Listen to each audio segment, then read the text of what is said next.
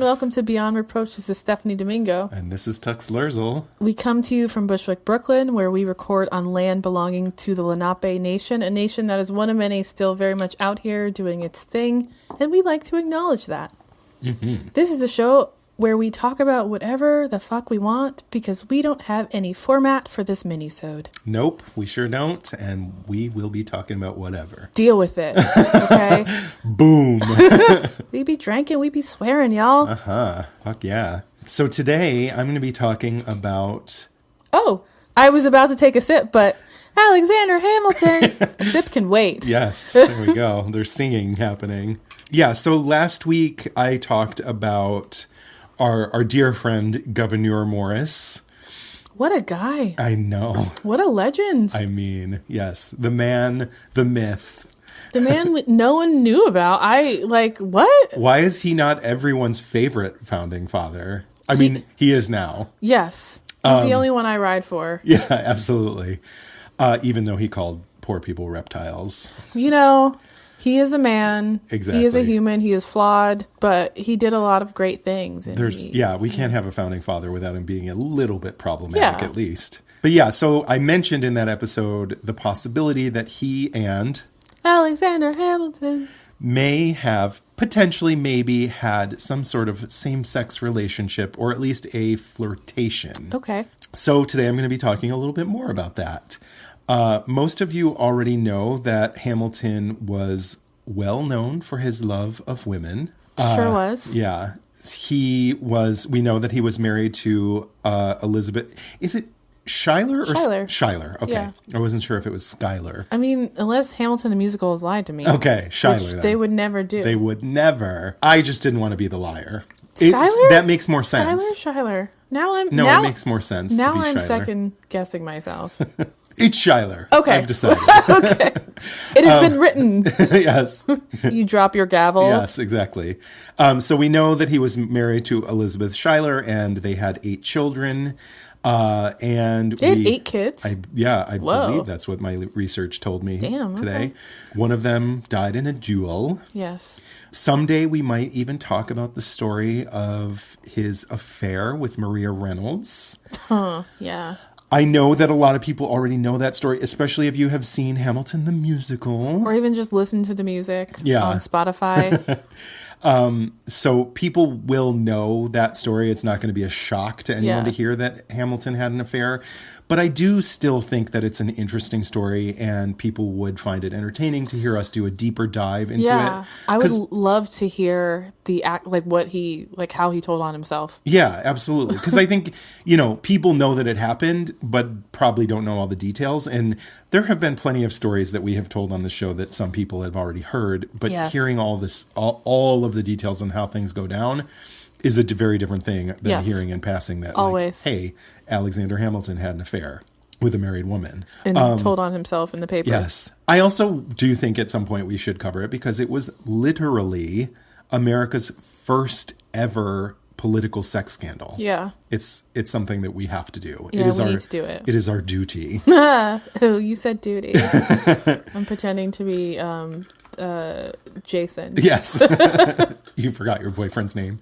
Well, I was because he never listens. He doesn't like when I call him my partner, but whatever. Okay. Either way, we know Hamilton was super charming. We know that he liked to find ways to make himself the center of attention when pretty women were around. But I think what a lot of people... He thought he was the cock of the walk? Yes, he did think... Little but he was did the he cock know of he was nothing. cock of nothing. No one gets that but us. It's a Simpsons reference. It makes Homer Simpson is cock of nothing. It makes no sense, but I love it. Yeah. Most people do not know, however, that there's historical evidence pointing to the fact that Alexander Hamilton may have possibly been bisexual. Okay. No one can say this with absolute certainty, obviously, but many historians do believe that he was having romantic and sexual relationships with men as well as women. Okay. While Hamilton was at King's College when he was young, he had a roommate named Robert Troup. Troup actually graduated before him. He was a few years ahead of Hamilton, but he stayed on after graduating and stayed in their like dorm room together for a year after he graduated. Okay. So that they could live together. According to Troup, they, quote, occupied the same room and slept in the same bed. Okay. When Troup finally moved out, Hamilton gave him, quote, a thick sheaf of poems. Aww. Yes. Wow, that's sweet. Yes. Troup said that he lost those poems during the Revolutionary War, which is entirely possible. War is crazy. Of course, that is a possibility. But it is also entirely possible that he intentionally hid or destroyed them to protect Hamilton's legacy. Because this man, Troup, went on to become Hamilton's biographer. Okay. So he was very concerned about legacy. He remained close with Hamilton until his death. In fact, the day of the duel he had with Aaron Burr, Hamilton spent an hour alone with Robert Troup, knowing that might be his last day on Earth. Whoa. Yes. That's intense. So there isn't obviously a ton of evidence that they had a romantic relationship, but historians say that there is also evidence that Troup had relationships with other men, including possibly, maybe, Aaron Burr. No. Yes. No. Yes. So this guy was just like a bachelor?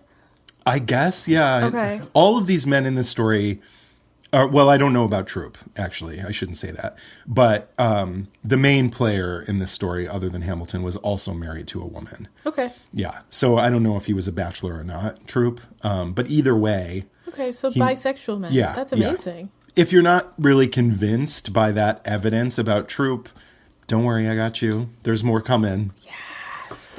When Hamilton was in the Continental Army, he met a young man named John Laurens from South Carolina. Laurens was also an aide-de-camp to George Washington.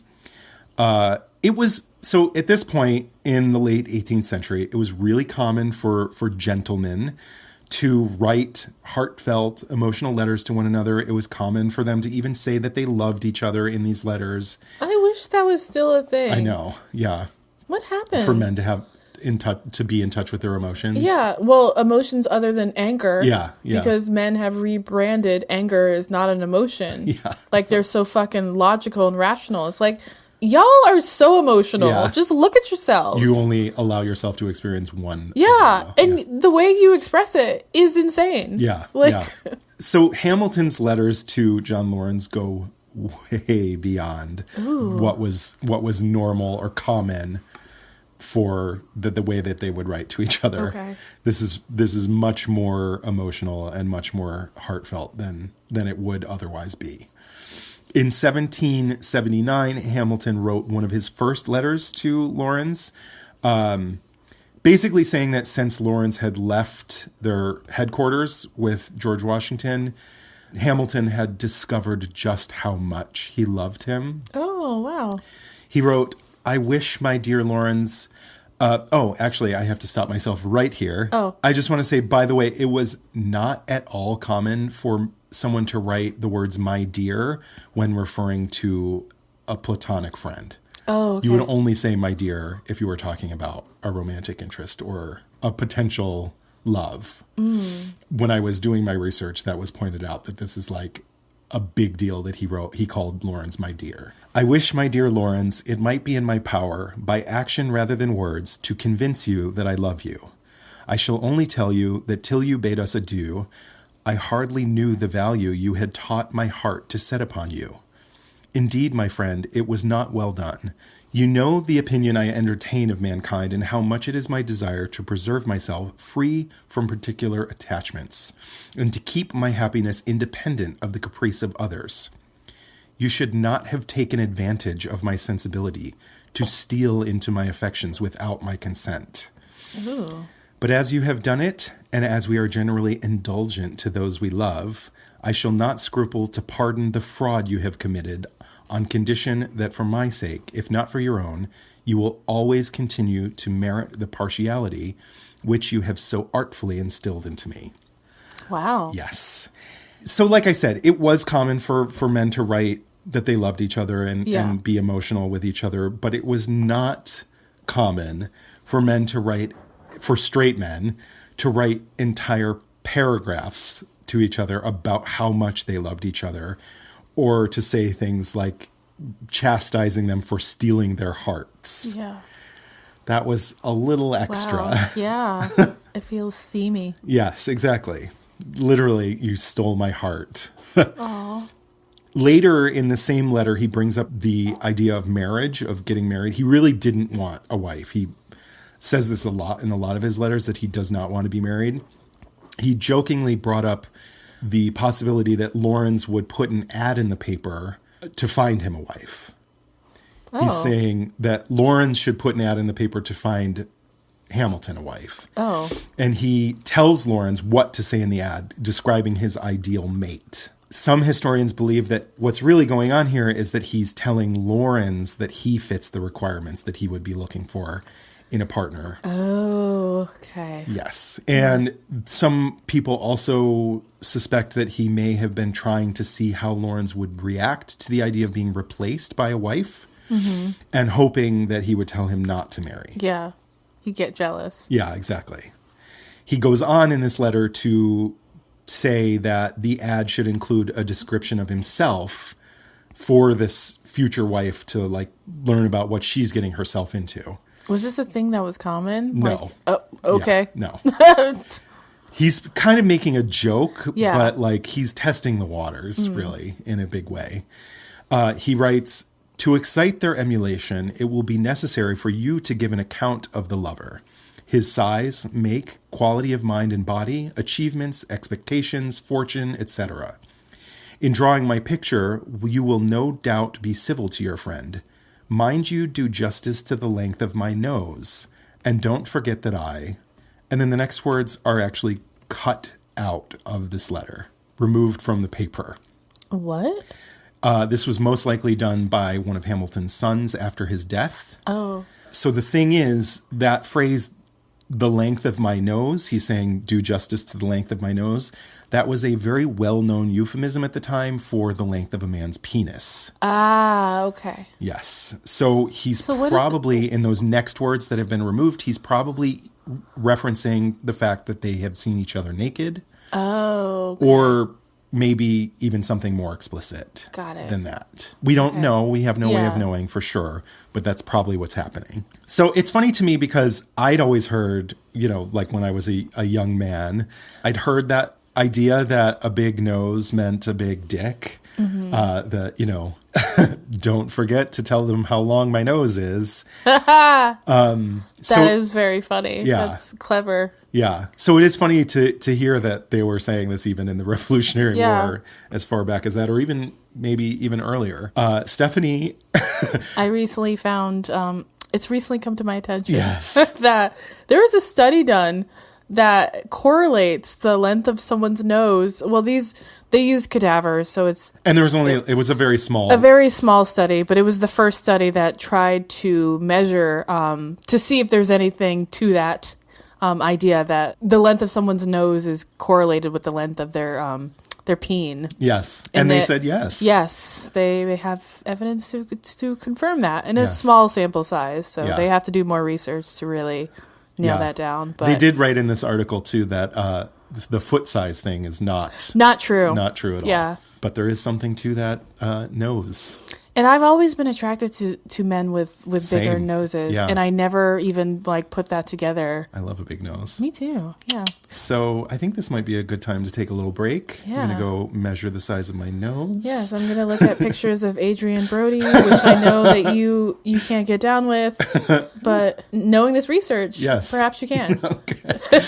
BRP. Welcome to #History. I'm Rachel. And I'm Leah. And if you're a history nerd, or even a history hater, this is the podcast for you. Even if history was your least favorite subject in school, we can guarantee you will like this podcast because we talk about all the things that your history textbooks did not. Things like how the Bonnie Prince Charles and his Jacobite uprising was was a bit of a disaster. Yeah, or how the pharaoh Akhenaten was so disliked by Egyptians that they literally purged his name from nearly all of their records and pretended like he had never existed. And we do all of this while drinking and rating a custom-made cocktail specific to that week's topic. So grab a drink, take a seat, and hang out with us each week as we learn all about history's greatest stories of controversy, conspiracy, and corruption.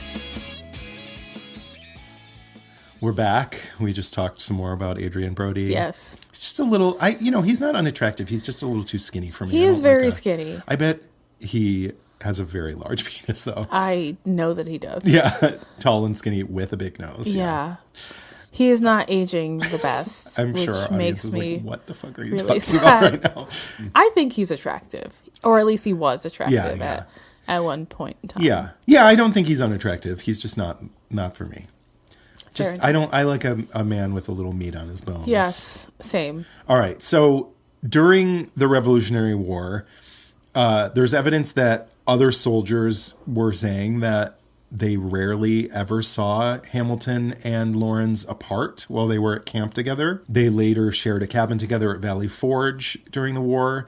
And when Laurens finally went back to his home state of South Carolina to protect South Carolina from the British, Hamilton begged Washington to let him go too. Georgie was like, no, you're staying up here with us. Yeah. We need you. Yeah, exactly. So at the time, same-sex relationships were really, really taboo. Sodomy was a punishable offense in all 13 colonies.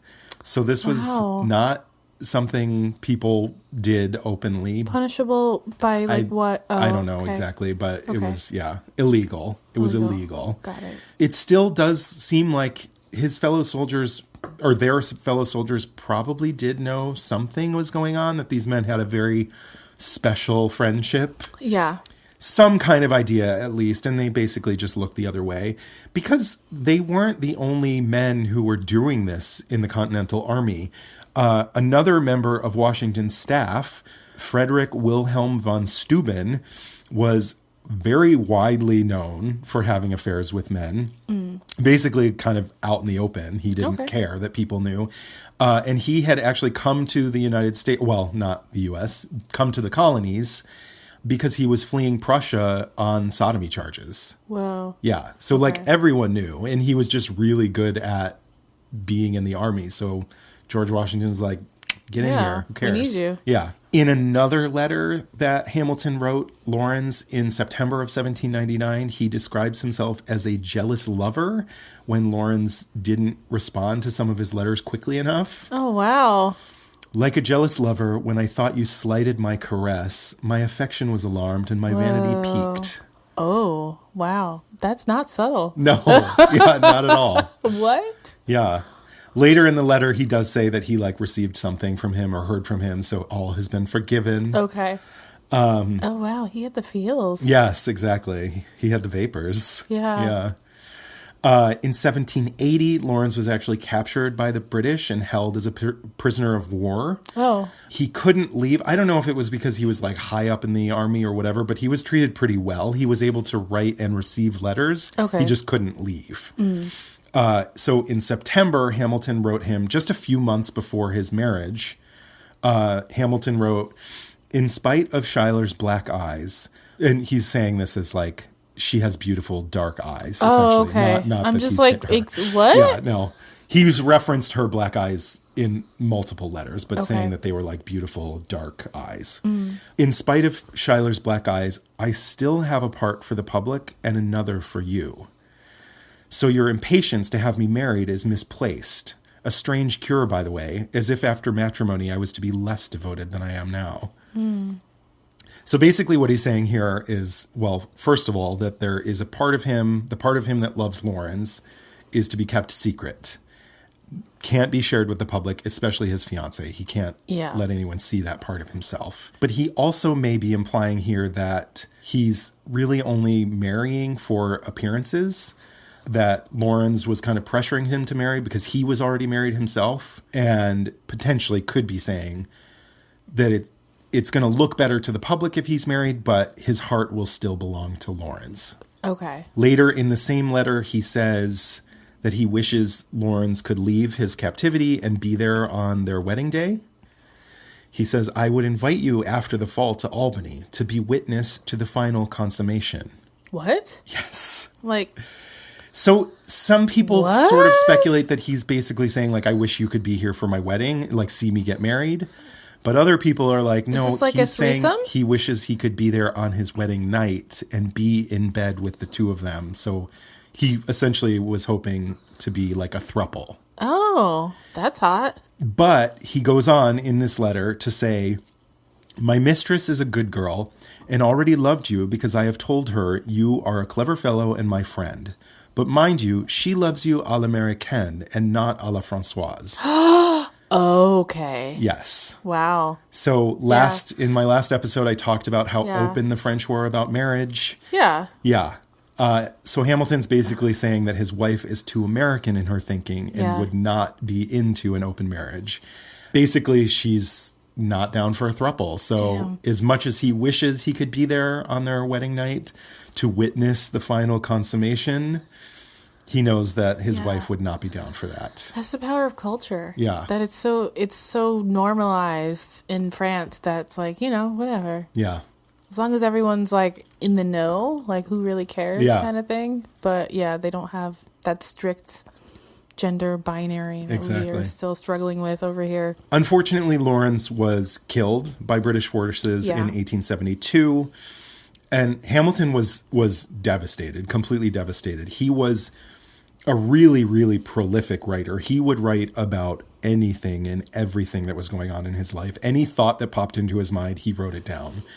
But he wrote almost nothing about Lawrence's death because he was so hurt by it. Oh, my God. Couldn't put pen to paper. Wow. The love of his life, potentially. Yeah, exactly. Yeah. So, I mean, it does look like he really did love his wife eventually, but in the beginning, he really did not want to be married. It's like she's wealthy, might as well, kind of thing. Yeah, exactly. And then after Hamilton's death, his family went through their letters and crossed out a lot of sections of the letters, even cut out some sections of the letters so that no one would ever be able to read them. His son, one of his sons, even wrote a note at the top of one of the letters saying, I must not publish the whole of this. Oh. So there's some speculation that these letters may have actually confirmed the fact that they were having a romantic or sexual relationship, and he just didn't want to let that out. Yeah. We'll probably never stain his legacy. Exactly. Eye roll. Yeah. We're never going to know for sure because, we can't get the Seems mighty suspicious, though. Yeah, totally. Absolutely. Yeah. Like, why are you cutting out words from what's a letter? Being said here. Exactly. And, like, in the why even show us the letter? I know. And in the same sentence where he's saying, like, talking about his penis, in the same sentence, you're going to cut out the rest. Why not cut out the whole thing or just destroy the letter entirely? Maybe he didn't get the reference. Yeah, it's possible. Maybe it was something that only like people who are like bi were saying. I don't know. I mean, it was a common thing to use the length of your nose as like a reference to a penis, but maybe it was a generational thing, or maybe I don't know. Yeah. I'm not really sure. At the end of the day, it doesn't really matter what Alexander Hamilton's sexuality was. Like, it doesn't change the fact that he was a founding father. Absolutely not. But I do think that it's interesting, and I thought that some of you would enjoy hearing about it. And I do also think that it makes the founding fathers feel more human, that they could be, these are just people. Yeah. Like having complicated, messy relationships and, living their lives. They're just men. Yeah, they're just men. They're potentially bisexual men. Yeah. I love hearing about just the richness of who these, I mean, everyone who listens to the podcast knows that, I don't really give a fuck about men, but I do like hearing like the color. Yeah. Just the richness of these men's lives. Yeah. It makes it more relatable. It's been, 250 years since this happened. And I think it's it's very easy for Americans to look at these men and deify them. Yeah. And think of them as just one specific thing. Exactly. And they were just men. They contain had multitudes. full lives. Yeah. I think as time goes on, we're going to learn more and more about these figures just from history. Like George Washington Carver was also bisexual. Oh, wow. Like, yeah. We just learn about their accomplishments. We don't really learn about who they were as people. Yeah, exactly. And I like any opportunity that shows us like the full spectrum of like what these people were like. Like, I didn't know we had a disabled founding father. I know. What? Yeah. That's amazing. Why aren't we learning about this? Because we don't learn about him at all, period. He was doing a lot of things that were kind of, frowned upon at the time. Yeah, exactly. Or maybe even more frowned upon now than they were at the time. I will say, before we wrap this up, that it does appear that when I said that there was a possibility that Gouverneur Morris may have also had some kind of a relationship with Hamilton, the letters that these historians are basing that hypothesis on, Hamilton was a lot more flirty with Morris than Morris was with Hamilton. That's funny. Yeah. Yeah. There was a lot more being said by Hamilton than the other way around. Now, that might not have been true in person. Yeah. But I think that at least the letters were sort of, he was a little bit more careful. Yeah. Morris. Yeah. Okay. Which is funny because he wasn't careful with his diaries, but No. maybe he was with letters. Yeah. Yeah, Yeah, that was great. Thank you for Yeah, of that. Because course. I had heard a little, some whispers Yeah. about Lawrence and Hamilton. Yeah. Yeah, just looking online, other Hamilton stands Yeah. were talking about like, oh, did you see that look between Lawrence and Hamilton? And I'm just like, what? And then I rewatched it. I'm like, oh yeah, and like in the actual musical. in the actual musical, there's like a look, and there's like they touch each other in a way that's very like sexful, like very like yeah. There's like two scenes, and maybe I'll clip them and add them to the Instagram or something. Or, Yeah. I don't know. Maybe I'll put them in the show notes. Check out our Instagram or our show notes or both. Like, I see what they were saying. Yeah. Like, there was this moment when he, like, holds on to his hand in a way and, like, kind of... Yeah. He doesn't wink, but it's like there's a look there. Yeah, exactly. So hearing about the two of them and their communication is like, connected the dots for me. Totally. So, yeah, great story. Thank you. Thanks. My drink is, it's getting there. It's getting there. I think we're done. We're done. Bye. No. Thank you so much for listening to Beyond Reproach. This has been Stephanie Domingo. Tux Lerzol. Thank you to Tim Clough, our editor, sound engineer, and podfather. We could not do this without him. We could not. Yes. Facts are facts, America. All right. All right. Bye. Bye.